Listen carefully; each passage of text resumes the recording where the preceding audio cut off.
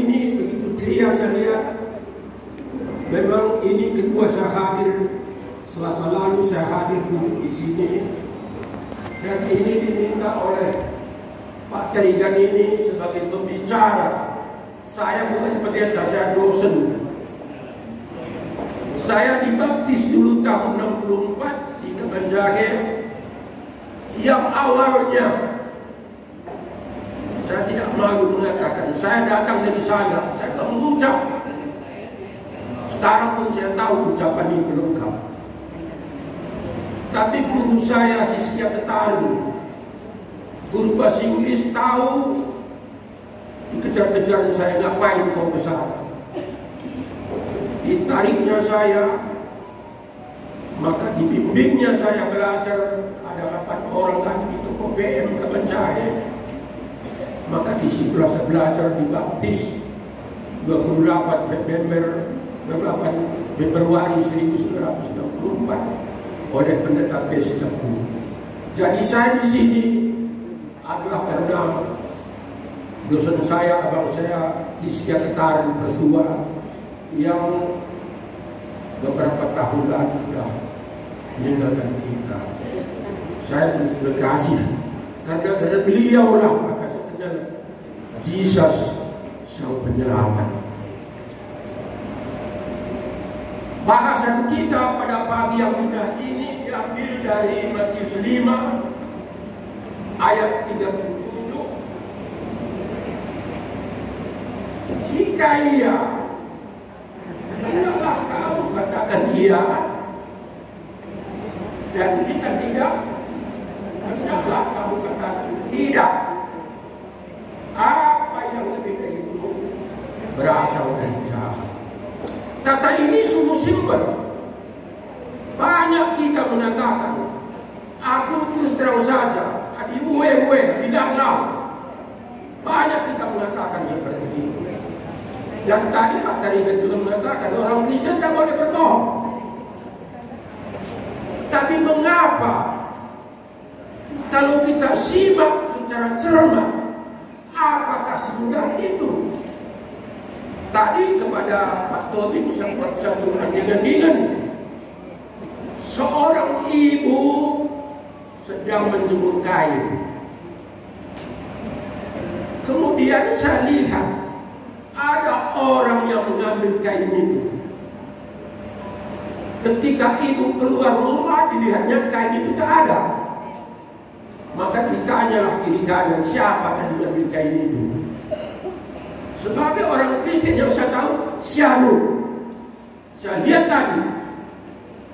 Maka dia dipanggilnya suaminya, diambilnya pisau, dibunuhnya. Udah berapa kali kain ini hilang? Berarti kau yang ambil, ditikam. Benarkah saya sebagai orang Kristen? Kalau saya katakan tidak, itu jahat. Padahal saya lihat orang Kristen itu harus cerdas. Saya ingin mengulas dulu siapakah kita sebenarnya. Mengapa Tuhan menciptakan manusia pada hari terakhir? Setelah bumi segala isinya lengkap, indah, tak ada kurangnya apapun, maka kuciptakanlah manusia segambar dengan kita, agar mereka memanfaatkan ciptaanku ini, memeliharanya, sehingga mereka berkembang biak. Secara akademis saya pahami siapa manusia dan menerjemahkannya dari segambar dengan kita. Kata segambar dengan kita mempunyai makna. Sebagian kemuliaan Tuhan itu diberikannya kepada manusia, sehingga manusia itu mampu memelihara, memanfaatkan ciptaan Tuhan yang indah itu dengan penuh kedamaian. Kami menelisiknya, ada 3 kemuliaan Tuhan itu yang diberikan pada manusia. Satu, mental ability. Mental ability itu kemampuan manusia berpikir kritis, kreatif, inovatif. Sehingga dengan kemampuan itu, apapun yang dilihatnya, dia tahu dan bagaimana cara memeliharanya. Dengan kemampuan itu, maka manusia bisa belajar. Ini tidak dimiliki oleh makhluk ciptaan Tuhan yang lain. Mental ability. Kedua, produce skill. Produce skill itu kemampuan yang berasal dari kebelian Tuhan diberikan pada manusia, sehingga membuat kita bisa berkomunikasi, bisa berorganisasi, bisa membuat ini semua. Tak ada makhluk lain bisa membuat ini. Tuhan berikan supaya kita manfaatkan guna memelihara ciptaannya yang begitu indah. Dan yang ketiga, mental and physical endurance. Kemampuan bertahan terhadap kesulitan, baik kesulitan fisik maupun kesulitan mental. Kalau kerbau mengalami gangguan, dia hanya diam saja, belum baca. Tapi manusia mampu bertahan, sehingga keluar dari kesulitan itu. Dia ada banyak di rumah sakit kita buat. Itulah alasan Tuhan mengapa manusia dibuat terakhir, supaya semua ciptaannya itu terpelihara, termanfaatkan, dan manusia berkembang biak secara harmonis. Dan disitulah mengatakan haleluya. Maka siapakah orang yang paling malang? Orang yang paling malang adalah orang yang merusak ciptaan Tuhan, baik lingkungan, apalagi hubungan antara sesama manusia. Karena tidak ada manusia yang jelek diciptakan Tuhan. Yang jelek perilakunya, tapi manusianya tidak jelek. Nah, inilah diberikan Tuhan, sehingga gunakanlah kemampuanmu itu untuk memahami ayat ini, sehingga di antaramu terjadi selalu harmonisasi, terjadi kesamaan seperti yang kita tadi.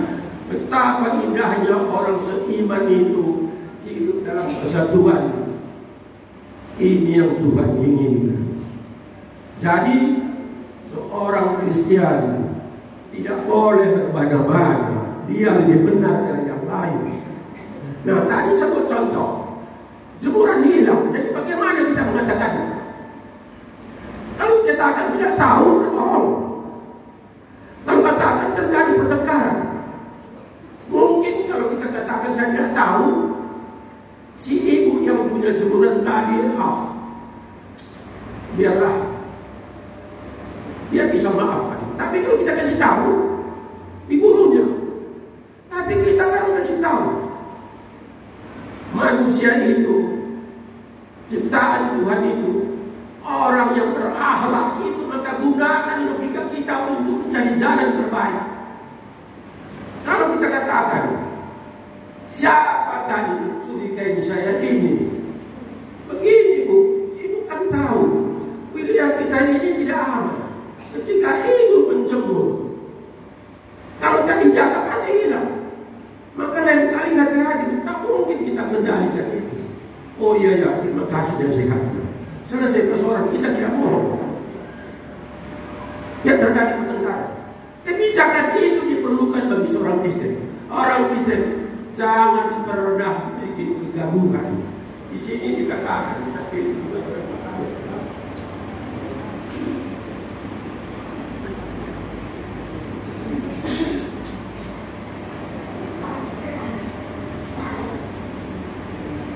Kamu harus selalu membawa kedamaian. Jangan pernah bersumpah. Walaupun bersumpah bukan sumpah palsu, sumpah yang benar tidak boleh. Kalau kamu bersumpah atas nama langit, di situ Allahmu bertahta. Kalau kamu bersumpah atas nama bumi, di di situ Tuhan menginjakkan kakinya. Katakan saja apa yang kamu sampaikan tanpa berbohong, tapi arif, sehingga yang mendengar informasi itu dia lebih banyak retrospeksi daripada menuntut. Ini tidak mungkin kalau kita orang Kristen tak menggunakan logika kita. Kalau orang karo mengatakan sering bicara tafsirkan, katakan situ, katakan si tengah,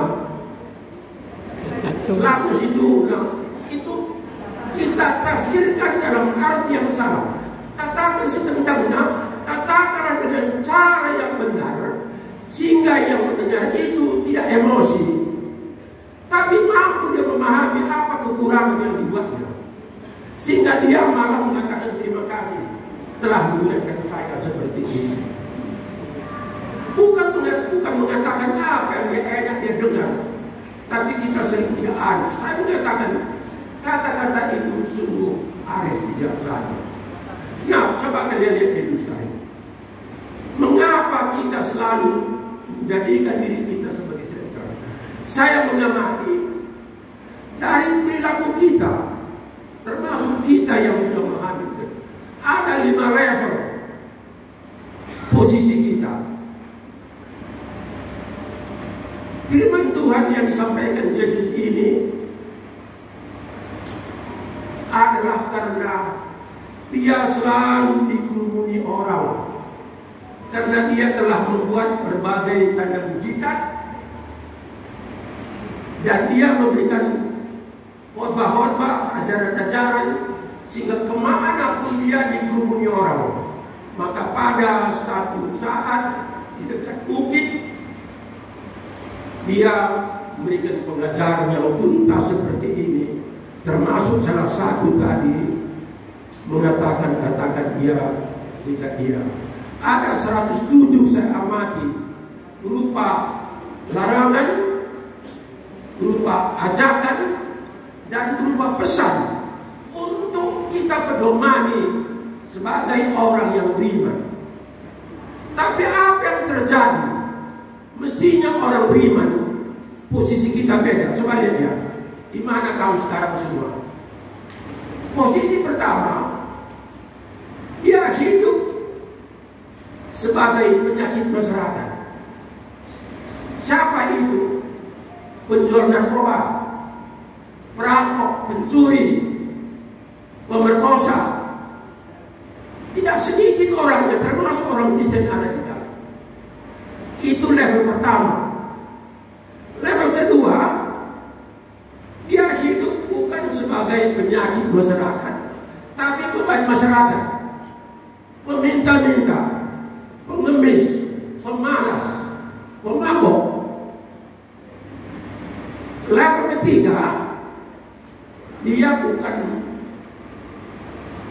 beban masyarakat, tapi dia hidup dengan dirinya sendiri, tak peduli sama siapa. Dia hanya penting dirinya saja.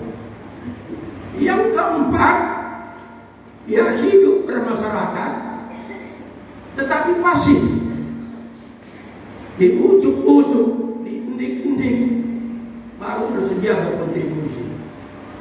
Kalau tidak, yang kelima, dia merasakan kasih karunia Tuhan ada pada dirinya, sehingga dia merasa apa yang kuterima ini adalah karena Tuhan menginginkan aku sebagai berkat.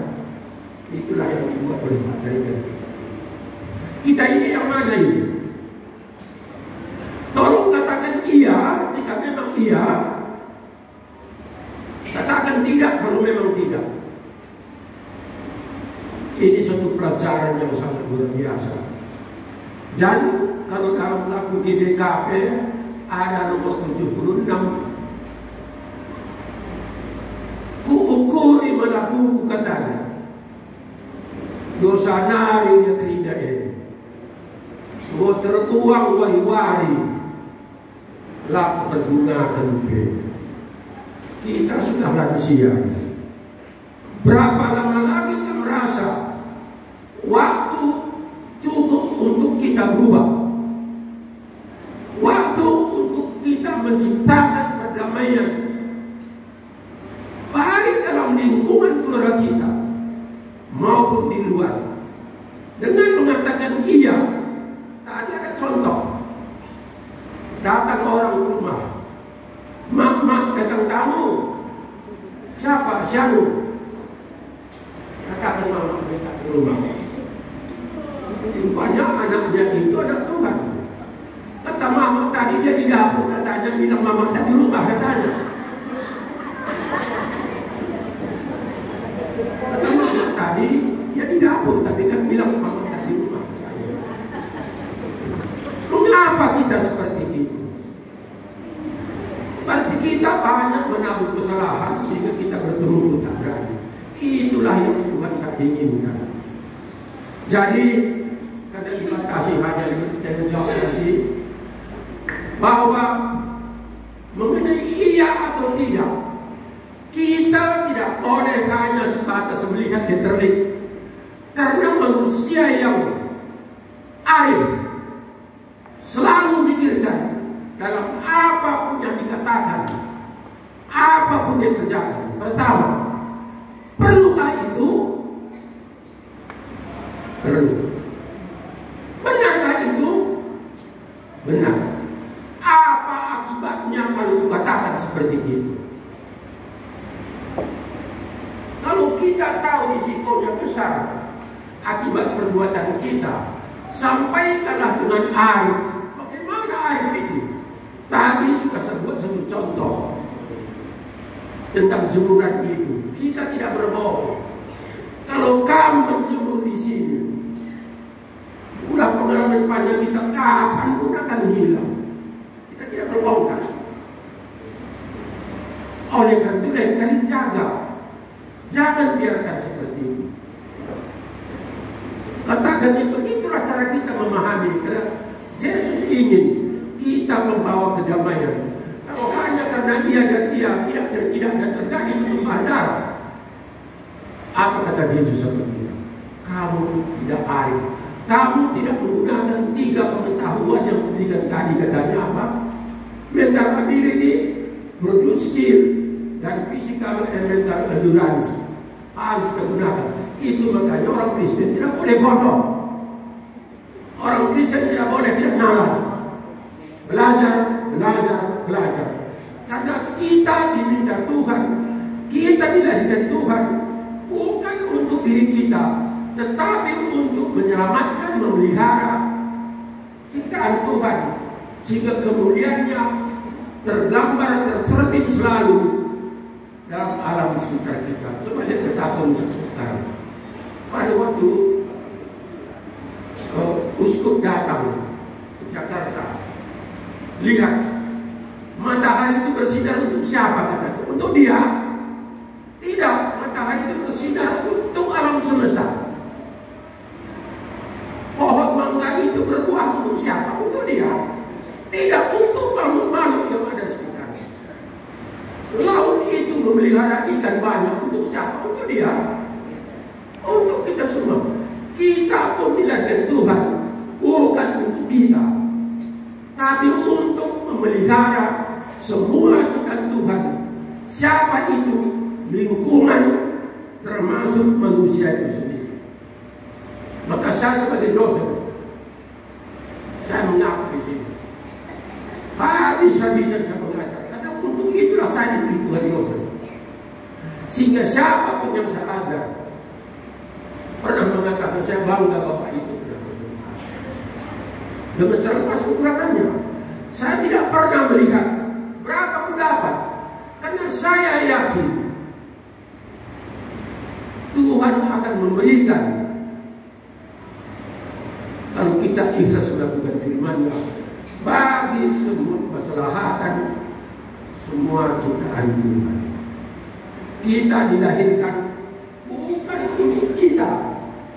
Kita dilahirkan untuk memelihara ciptaan Tuhan dengan cara memanfaatkannya sehingga ciptaan Tuhan keagungannya terbaca sepanjang zaman because of us.